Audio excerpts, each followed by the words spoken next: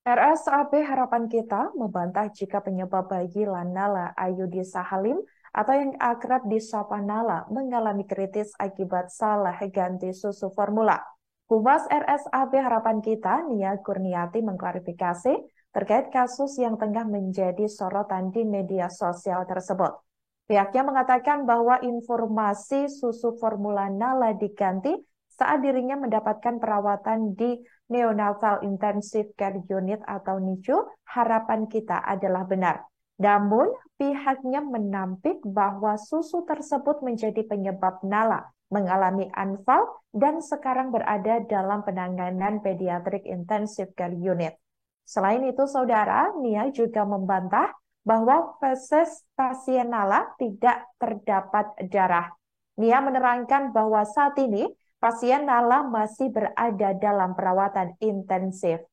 Dalam perawatan itu, pihak RSAB Harapan Kita melibatkan 6 dokter spesialis sekaligus.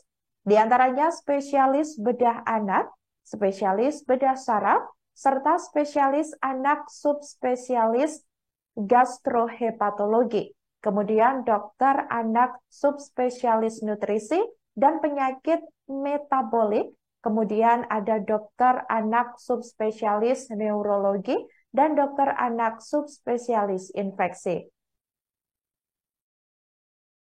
Kita, kami paham apa yang disampaikan orang tua pasien itu kan di media begitu viralnya dan bahkan itu beritanya menjadi ada sesuatu yang berbeda gitu kan. Nah, sebetulnya pasien ini adalah pasien yang lahirnya di rumah sakit luar, tidak lahir di RSAB Harapan Kita. Nah, kemudian pasien ini lahir memang ada kelainan dengan atresia usus halus dan sudah dilakukan operasi di rumah sakit lain. Kemudian dengan operasi ini memang ada kondisinya adalah ususnya pendek. Dengan kondisi usus pendek ini untuk penyerapan nutrisi juga ini sulit. Yang jadi memang program pasien ini dikirim ke RSAB Harapan Kita ini tidak untuk dilakukan operasi kembali, tetapi ada yang namanya repeating. Repeating ini adalah feses yang keluar ini ditampung selama 3 jam, kemudian yang cairnya diambil kembali, dimasukkan kembali. Harapannya adalah cairan elektrolit, kemudian dan lain-lain itu bisa terserap. Karena jika itu tidak terserap, maka akan mengganggu kondisi kesehatan gizi segala itu akan terganggu. Nah, untuk itu di RSAB Harapan Kita tidak hanya satu dokter yang menangani ini. Kami ada beberapa tim dokter spesialis anak yang memang menangani untuk tata laksana pasien anak ini. Selain dokter bedah anak, kemudian ada dokter anak spesialis metabolik, nutrisi dan metabolik. Kemudian ada dokter anak subspesialis infeksi.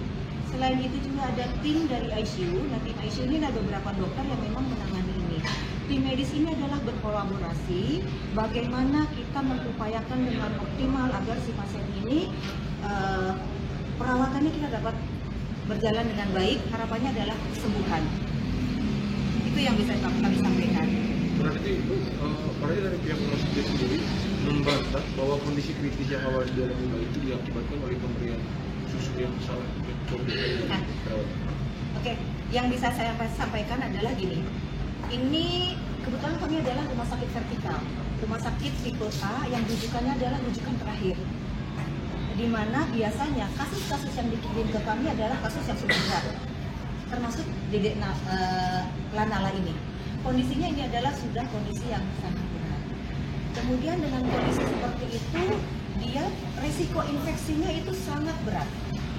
Dan memang sudah terjadi infeksi. Kemudian dengan terjadi infeksi yang sudah menyeluruh di tubuhnya pasien ini, kecenderungan untuk terjadi perdarahan sangat tinggi. Bisa terjadi perdarahan. Kemudian nutrisinya banyak cairan yang keluar, tidak terserap oleh tubuh, itu sehingga berat badan pun sulit naik. Kemudian bisa terjadi di gangguan hati. Kemudian dengan terjadi gangguan hati maka akan timbul kuning. Selain itu, jika memang terjadi perdarahan, ini masalah-masalah lain bisa timbul. Mungkin bisa terjadi kejang dan lain-lain. Berarti itu bukan semata-mata oleh susu, tapi oleh infeksi yang sebelumnya sudah terjadi. Itu dari pihak rumah sakit. Susu bukan salah satu penyebab bahwa pasien ini masuk ICU. Informasi dari tim medis kami disampaikan bahwa pasien masuk ICU ini memang karena kondisi pasien yang sudah sangat berat kondisi penyakitnya. Mungkin nanti teman-teman media bisa googling yang namanya kelainan short bowel syndrome. Prognosanya seperti apa dari kondisi ini bisa nanti teman-teman media lihat kembali ya. Karena kami juga ingin bahwa masyarakat itu paham loh. Mungkin dengan seperti ini nanti masyarakat bisa teredukasi bahwa sebetulnya kondisi Dedek Lanala itu seperti apa sih. Kami dari pihak rumah sakit berupaya secara maksimal, secara optimal. Untuk itu sampai saat ini kami tetap mengupayakan untuk tata laksana pengobatan yang sangat baik. Oke, kalau misalkan ini kan dari orang tuanya itu mengatakan bahwasanya ada satu perawat yang pada saat itu salah dan juga mengelak bahwasanya itu bukan susu yang hal seharusnya. Lalu juga perawat itu katanya menolak bukan menyangkal kalau misalkan itu bukan kejadian. Terima kasih sudah nonton. Jangan lupa like, subscribe, dan share ya.